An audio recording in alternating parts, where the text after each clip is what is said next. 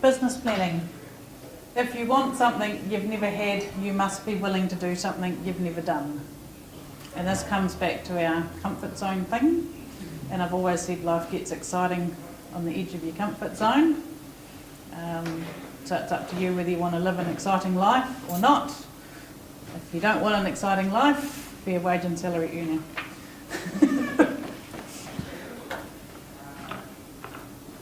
So, Airbnb. Who's booked accommodation with Airbnb? I have. Airbnb is a very successful business. I think their latest valuation is about 60 billion.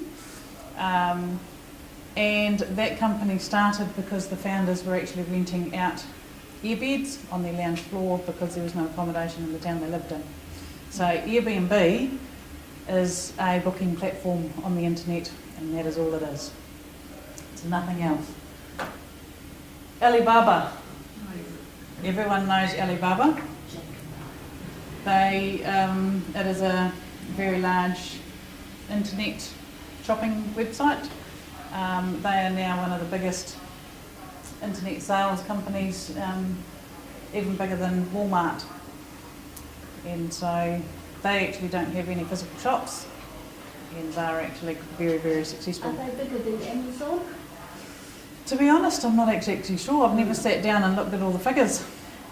But yeah, they're a very successful company. Uber. Anyone taken an Uber before? Uber is, once again, they physically don't have any taxis.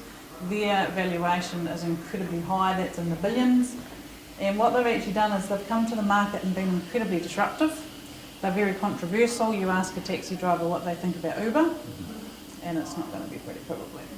But the reality is, they don't have any assets. They are a booking platform only. And Facebook. That there is a business that you actually do, you supply all the content. They have a platform and you do all the work. And they make lots of money off you for doing all their work and you don't get paid. So, as you can see, you are the key. Whatever, we've got to do things differently if we want to get a different result. So there's 5 things that you need to be aware of to change what you've always done to what you're doing now. And that is awareness. You need to be aware that you're doing this sort of stuff. You need to be aware that you're making excuses of staying in your comfort zone and not pushing outside the boundaries. You need to accept that this is stuff that you need to do, that this is who you are, this is what you do, this is why you're doing it, and it's actually okay to make these excuses if you want to actually sit in the bed. But you also need to be aware that you are actually making this acceptance. Action. We can be aware and we can be accepting, and if we don't do any action, there is no point in actually being aware and accepting. So you're starting to get the feeling of where we're sort of heading with this. Accountability. Let's try something a bit different. Everyone stand up.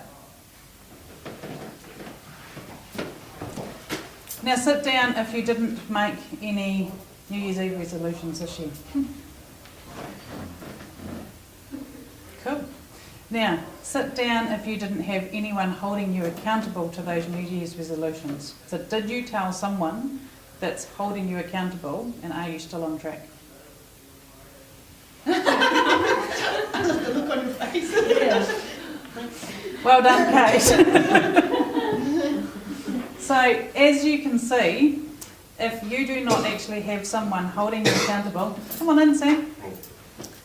If you do not have someone holding you accountable to your business plan, you will not achieve it. Because it is really easy to actually say, oh, no one knows, I'm a little bit busy at the moment, I'll come back to it, and you go nowhere. So accountability is huge, and acknowledgement. So we need to acknowledge what we're actually trying to achieve. So getting from A to B, if I said to you, how do you get to the city? Who can tell me what the answer is? There's chocolate. Google Maps. Okay. There you go.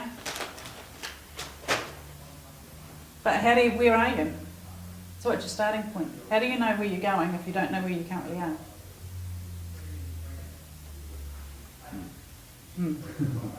So I can actually sit there and say to you, we want to be the biggest company in the world. It's a bit far-fetched. And this is what we're going to be like in 2019.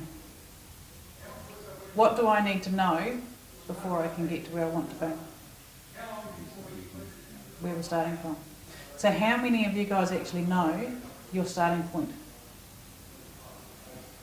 Actually understand your starting point.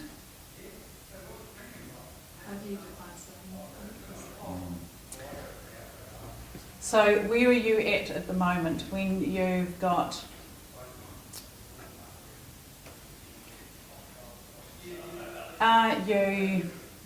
what values are important to you? What stage of your business are you actually at? Where is it you're actually even wanting to head? You know, are you wanting to go to Auckland or Wellington? Because once you've made that decision of where you're heading to, we use the business as the vehicle to get you where you want to be.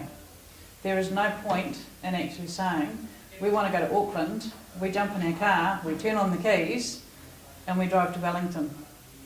So that actually knowing where we're starting from and where we're heading to is incredibly important.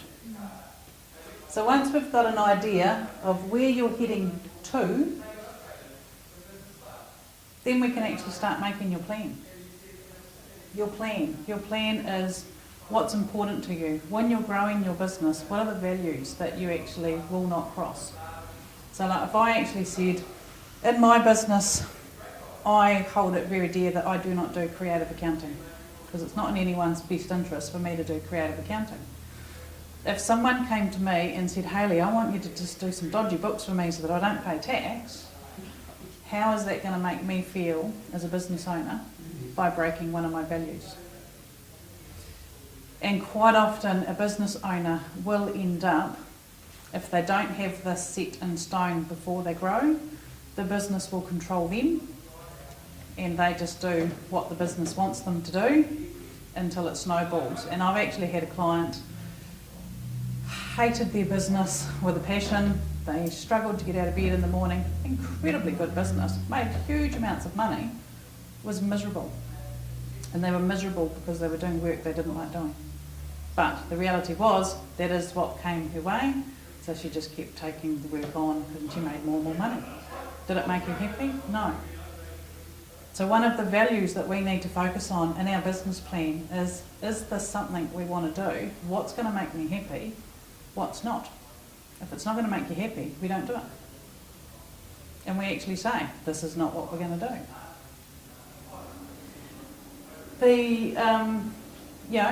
Your plan. What sort of clients are you actually after? Are you after anyone that's going to give you $5?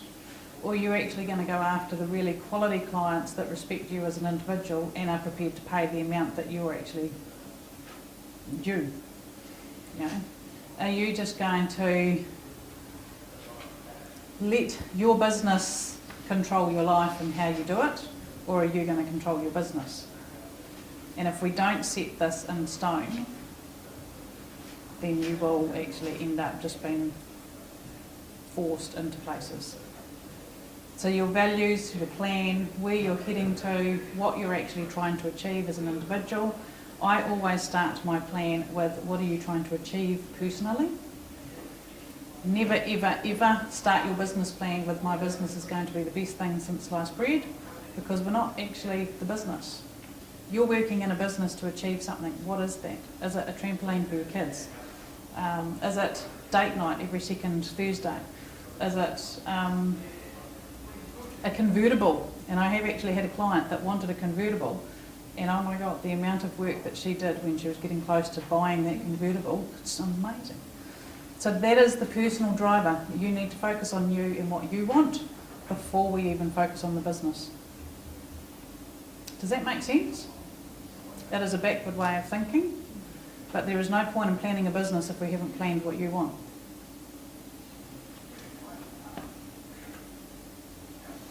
The money. Hands up, everyone in here that's going into business because they don't want to be paid. Yeah. There's always one in every group. So when you do a budget, and we've discussed budgets this morning in the accounting bookkeeping ones for those that stayed awake for it, the budget. Who starts at income? So that's a good place to start when you do a budget, is it income? And then you have your purchases, or cost of sales. And then we have expenses. And then what do we have at the bottom?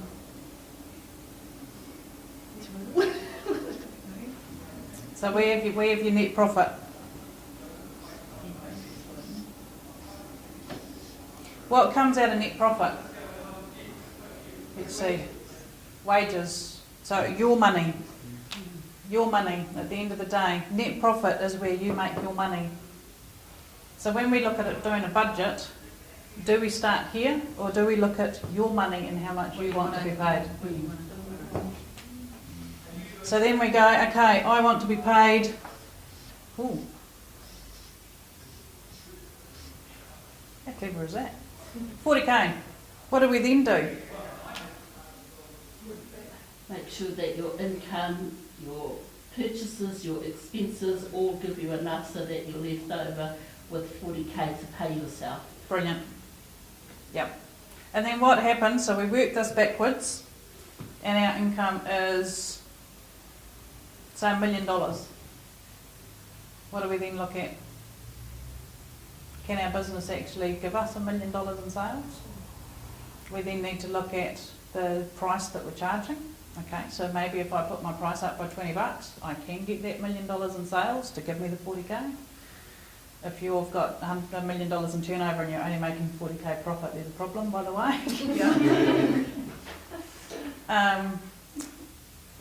If we actually look at this and go, we want 40k, but we can't get the income or we can't put our prices up anymore, what can we do then? Do we take it out of here? No, reduce expenses or... Yep. So then we start analysing the cost of sales, our expenses. Can we actually start reducing the cost in the middle? At what point do we reduce it here? It's going to go fast. We don't want to plan a business that goes bust. So this is the thing, is your budgets actually start from the bottom. It's based on you, it's based on your goals. If your goal, and the reason why you're going into business, and your personal driver, is to fly to London and spend 4 weeks trying to get the Queen to give you a signature, then that's what we need down here. The rest of it is just the icing on the cake, pretty much. This is what we need to have. This is just the stuff that sits on top of it. Any questions? Does that make sense? Speak. Well, I was just thinking, the only time you maybe would reduce your net profit is if we really wanted to invest in your business more with thought down the road that you'll... And that's what it comes down to. At the end of the day, you can actually have, it is your choice. Do you want to come in, Doug? Thank you, I'm next. You can actually reduce your net profit if there is a reason to do it.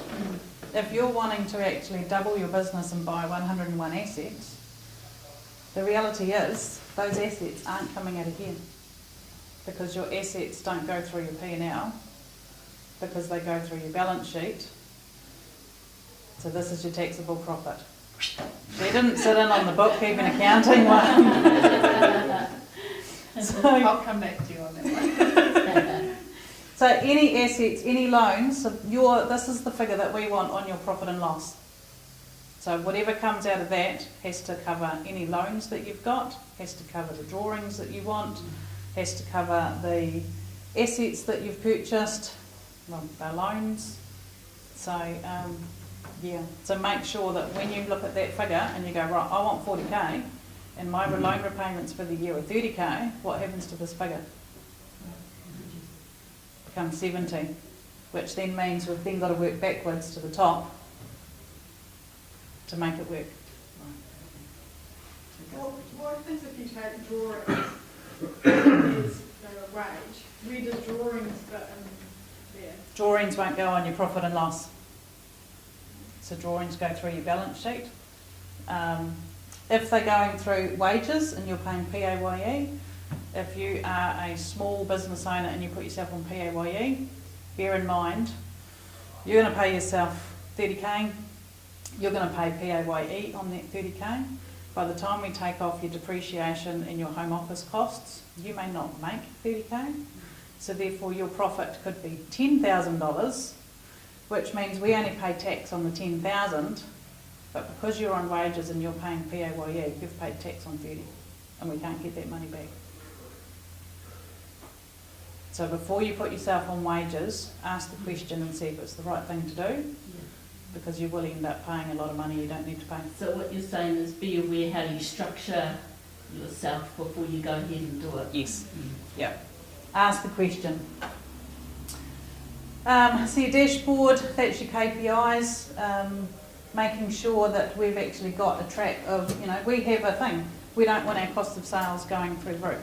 So we actually measure this each month to make sure that our cost of sales haven't gone up, because if that goes up, this goes down. So we need to have some KPIs, and that is your dashboard. Same as your car, you drive your car, we've got your speedo, you've got your fuel, there's all these things in your car to tell you how you're going. We need those in your business as well. How to engage co-drivers. Any good person can tell you with the right support team, they can do great things. If we take into account, say, the rally guys, they've got their co-driver telling them what's coming up, what's the corner, da-da-da-da-da, all that sort of stuff, what to do. Every person in business should have the same thing. There is, and it's a bit unfair really because there's only one couple in the room, but could your partner hold you accountable to your business growth? Is your partner the right person to keep you on track and make sure that you're accountable to your business? Sure, I want to say no. And that's exactly it. Your partner is going to be rubbish, and I can say that because I was in business with my husband for too long, and he was my worst employee I've ever had. So you've got to make sure that you've got a good support team. You've got people that are actually going to keep you on that track. They're going to tell you when that corner's coming up. They're going to actually be the one to actually tell you, put the brakes on now. You need that support. There are plenty of people that can actually do that for you. Just make sure that you're asking for it before you go ahead and do something. I actually rang a client a couple of months back because he thought he was being really clever, and I actually had to ring him and say, hey, look, what you've just done, if you'd rung me, I could have actually, the fees that he's now paying in tax are more than what he pays me in a year. So it's actually not that expensive to have the right people keeping you on track. So, maximising fuel efficiency and minimising wear and tear, top 4 actions needed. Set an annual plan. Who's got one and who's going to do it? Yeah, you've got one. But, you're going to do it? Because I've just wasted half an hour if no one's going to do it. Set an annual budget. So who's going to set a budget starting from income? Not me. Lewis, you've just not listened to me for the last half hour because I said start from the bottom. No, wrong way. He's going to do it. Right. Set and measure your 4 most important KPIs. Who can give me a quick thing on what they think a KPI in their business should be? How can you measure your performance? What's one thing that you could measure your performance on? What do you mean software? Your accounting software, like Zero? No, so for you it would be your cost of sales stays the same, or at least reduces. So what do you think, what do you do for a business? Oh, I haven't got it up and running yet. What do you think it's going to be? A consulting business. So the KPI for you will be chargeable hours. So you need to have so many chargeable hours each week.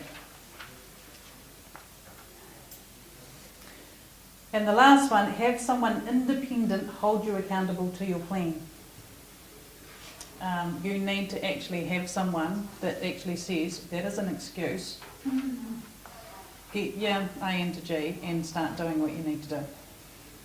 Because they're not doing you any favours if they don't do that.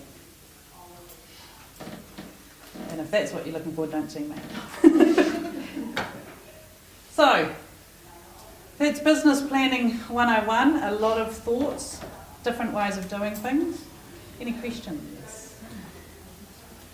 Is it very hard, you know, like you see when they say they're doing our business plans and they just have all these boxes and you have to fill out all these things, like it just gets quite overwhelming. I wouldn't. Step one by one.